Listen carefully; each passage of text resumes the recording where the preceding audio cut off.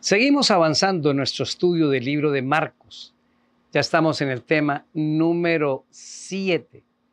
Importante irnos adentrando cada vez más y vamos a estudiar durante 2 semanas el tema de la instrucción de Cristo a los discípulos. Y en estos 2 temas, Él diseña una cantidad de principios muy interesantes que llegan hasta nuestros días para comprender primero qué es un discípulo y en segundo lugar, qué es lo que hace un discípulo y algunos elementos teóricos en el marco conductual que debemos tener nosotros que nos llamamos discípulos. Vamos a tener un objeto de estudio. Mírenlo aquí.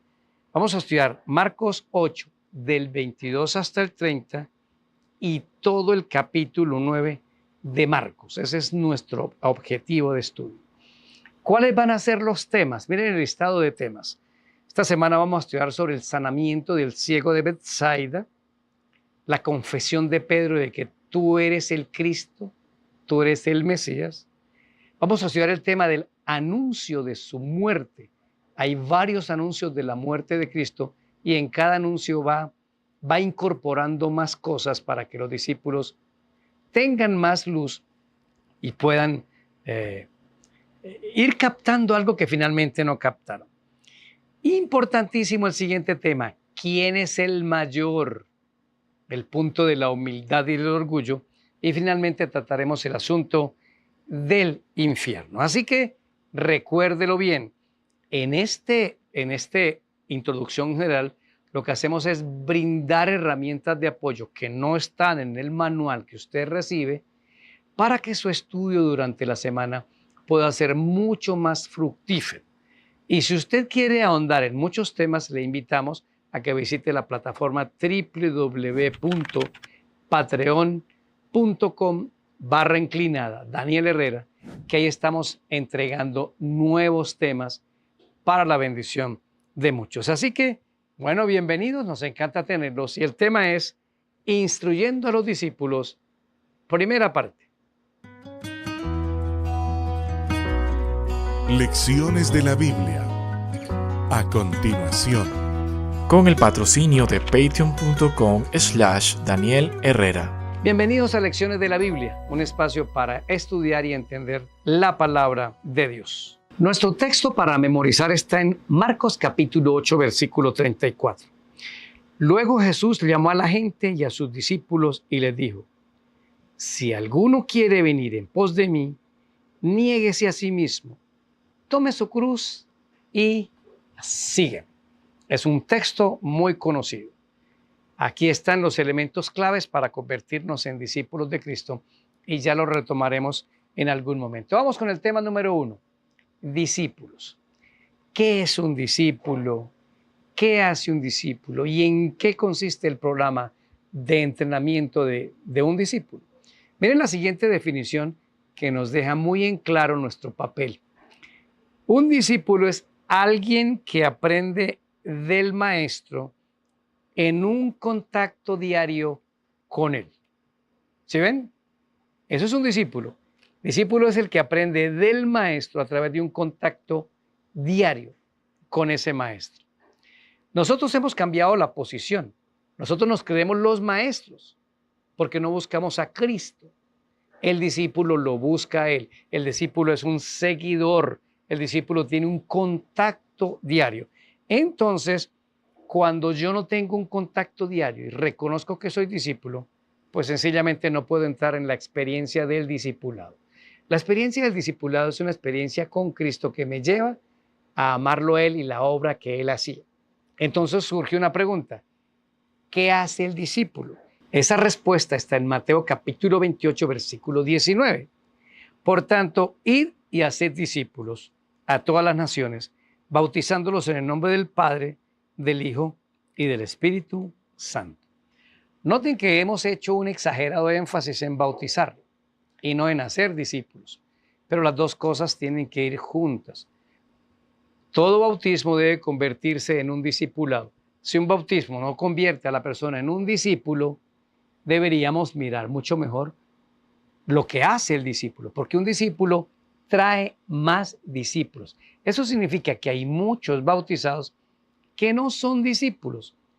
Y el que no es discípulo, pues tiene un problema grave, porque él dice, el discípulo viene en pos de mí, me sigue y toma una cruz, es decir, toma una responsabilidad. Entonces, un discípulo no es un seguidor, no es un caminante con Jesús, no es un asistente a reuniones, no es un ser inactivo. No, no, no. El discípulo es aquel que trae más discípulos.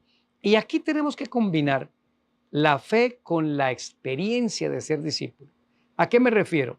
La fe me permite oír y creer en la palabra de Dios. Pero la experiencia me permite compartir esa fe con otros para que vivan esta misma experiencia. Miren los siguientes textos. Vamos a comparar el Romanos capítulo 10, 17 con el versículo de Mateo capítulo 28, versículo número 19. Dice Romanos 10, 17. Así que la fe es por el oír y el oír por la palabra de Dios. Un verdadero discípulo tiene una experiencia de fe. Oye, lee, escudriña y ora con la palabra de Dios. Pero Mateo 28 y 19 dice que ese discípulo que tiene una experiencia de fe, ahora tiene una experiencia que comparte con otras personas. Vayan y hagan discípulos. El problema es que nosotros venimos a Cristo, nos bautizamos y nos entregamos a Él, y el primer síntoma de abandono del discipulado es que no tenemos una comunión diaria con el Señor. La fe es por el oír y el oír la palabra de Dios. Pero todavía tiene que venir un tercer paso, y es aprender a contarle a otros todo lo que el Señor ha hecho en nuestra vida y cómo la experiencia de ser discípulo es algo maravilloso y grandioso.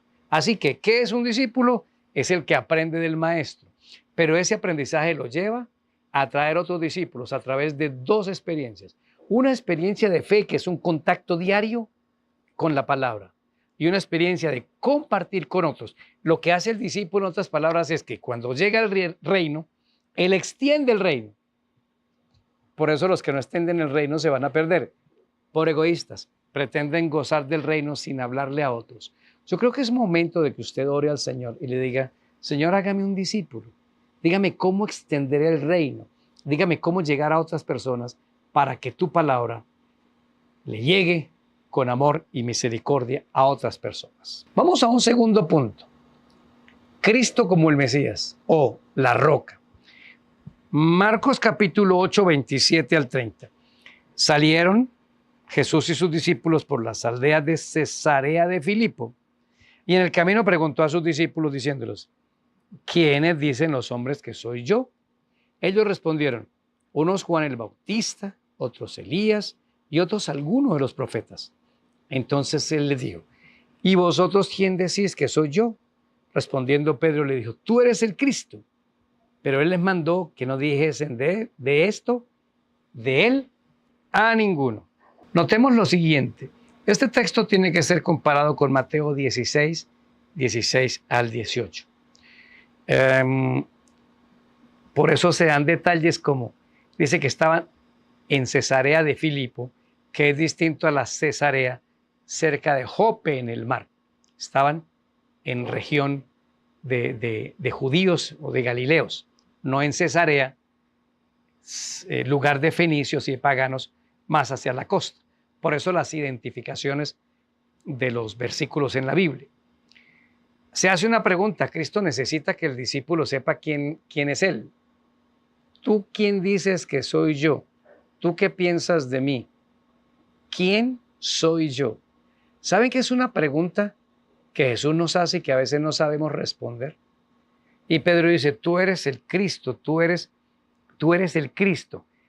Esa misma respuesta está en Mateo 16, 16 al 18, cuando dice, tú eres el Cristo, el Hijo del Dios viviente.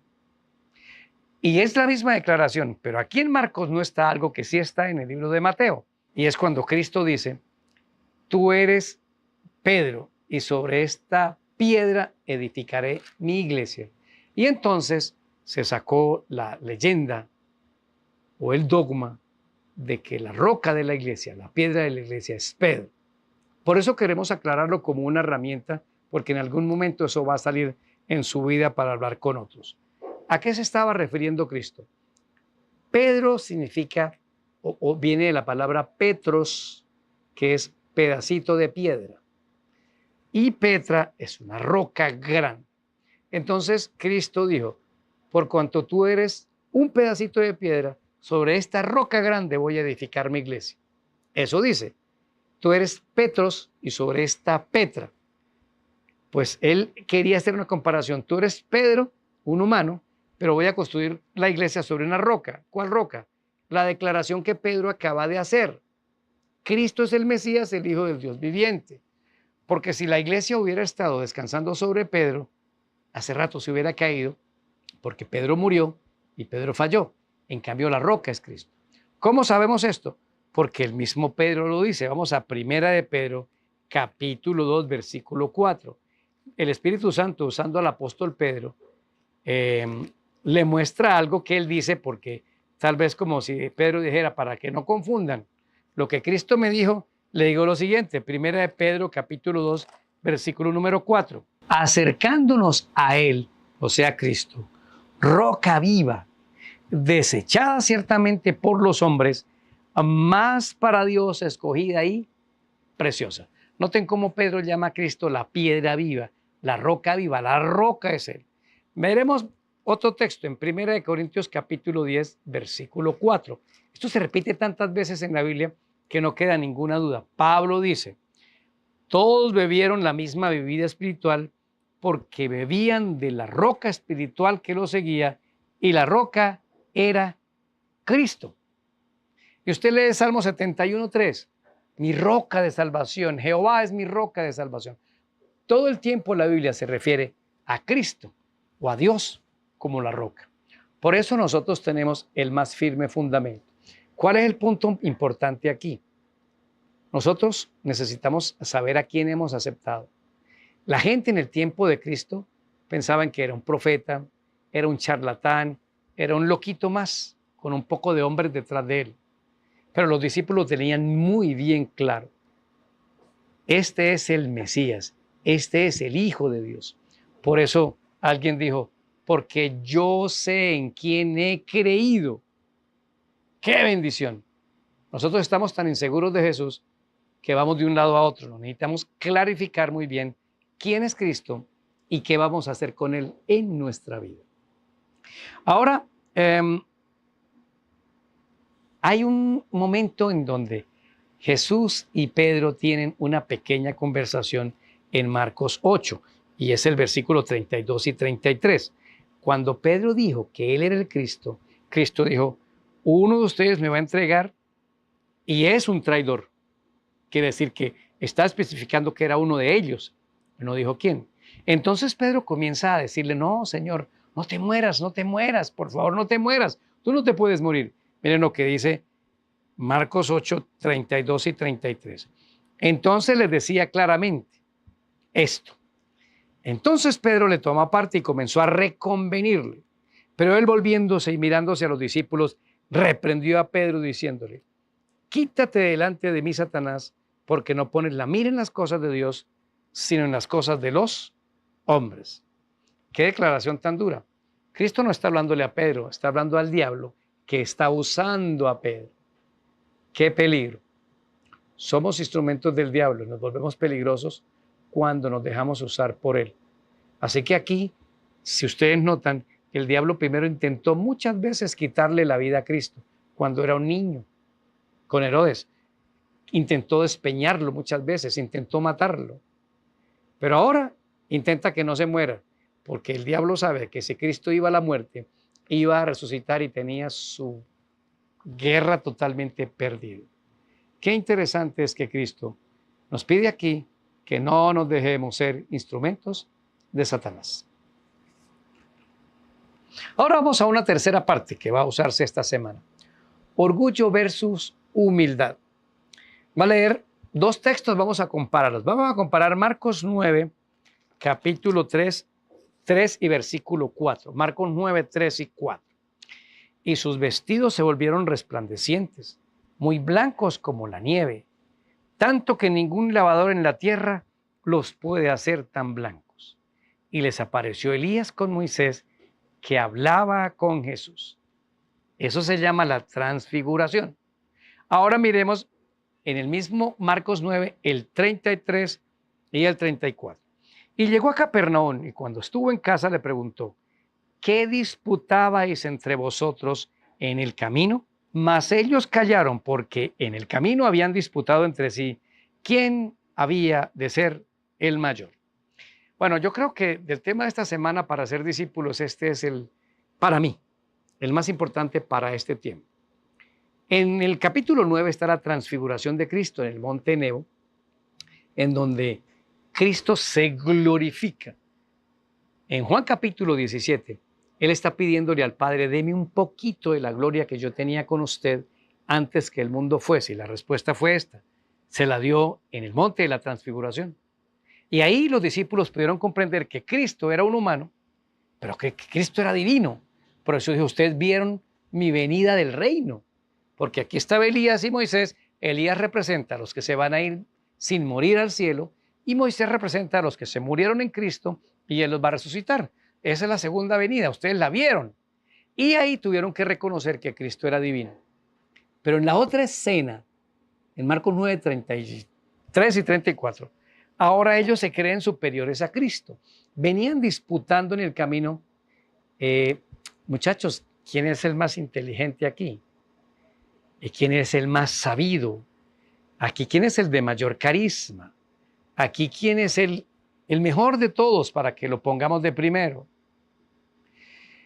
¿Cómo se nos ocurre confundir el orgullo con la humildad? Cristo les acaba de mostrar en el monte de la transfiguración que Él era el superior a todos, que Él es lo máximo. Y ahora los discípulos, creyéndose que ellos eran lo máximo, ¿quién es el mayor entre nosotros? Terrible lo que nos está ocurriendo hoy. Nos creemos superiores a los demás. Los hijos se creen superiores a los padres.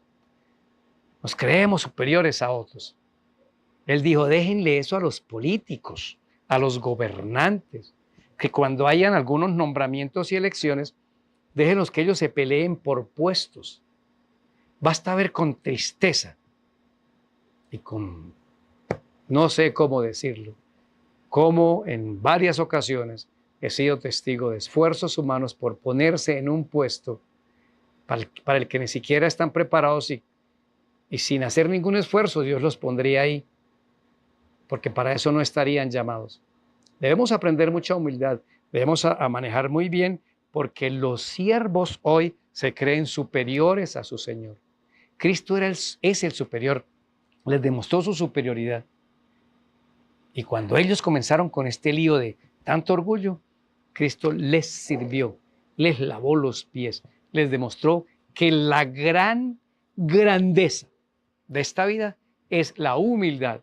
¿Quién es el primero en el reino? El que sirve, el que ayuda, el que se echa la carga al hombro, el que se pone las sillas en el hombro, el que hace fila con los demás, y el que cuando le dan por accidente un cargo, lo usa con humildad para la gloria del Señor.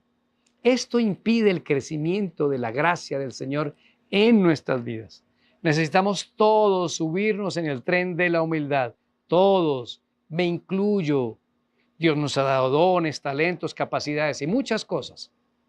Pero si no sabemos utilizarlas con humildad, no serán quitadas. Y ojo, es mejor ser llamado que nombrarse para algo, porque Dios puede utilizarnos mucho mejor. Este problema acompañó a los discípulos mucho tiempo, hasta que fueron al Pentecostés y oraron y ayunaron y tuvieron que pedirse perdón. Yo lo perseguí a usted, yo hablé mal de usted, yo intenté dañar su trabajo y su reputación. Se amaron y vino el Espíritu Santo. Necesitamos subirnos en el tren de la humildad, todos, en cualquier tipo de relación. Vamos a un punto 4 para finalizar. El infierno. Bueno, esta parte la vamos a ampliar mucho en el tema del jueves y el viernes, pero permítame solo hacer una referencia que ya hemos hecho. En Marcos capítulo 9, versículo 43 hay una confusión. Si tu mano te fuera ocasión de caer, córtala, porque mejor te es entrar en la vida manco que teniendo dos manos e ir al infierno, al fuego que no puede ser apagado. Bueno, si el fuego no puede ser apagado, entonces es porque es un fuego eterno y la Biblia lo menciona así, el fuego eterno. Aquí hay varias cosas. ¿Qué es el infierno? El infierno no existe hoy. No hay infierno. Será inaugurado después del milenio, cuando termine el juicio y desciende el fuego y el azufre para exterminar la tierra y todo lo malo que ha quedado para una nueva creación. Allá, en ese momento, ocurrirá el infierno y de eso nos encargaremos en los dos últimos temas de esta semana. Pero para entender un poco esto de que el fuego nunca se apaga, pues sí se apaga. Esta no es una muy buena traducción porque nos llega del hebreo al latín, del latín al español. Hay textos que nos pueden ayudar con esto. Judas capítulo número 7 es un texto que ya hemos usado. ¿Qué es un fuego eterno? Es un fuego que viene del eterno, que viene de arriba. ¿Y qué hace ese fuego eterno? Destruye totalmente y se apaga.